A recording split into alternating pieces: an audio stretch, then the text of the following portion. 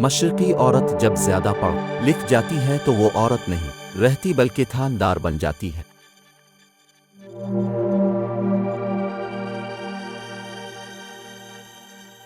مرد بڑی نازک مخلوق ہے، اسے عورت کہا کہنا ہے مارتیا ہے۔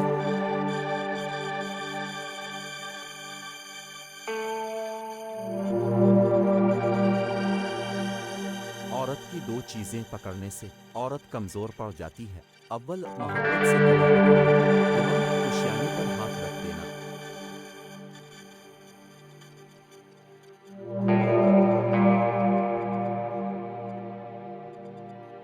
عورت کی سب سے بڑی عبادت اپنی عزت کی حفاظت کرنا ہے۔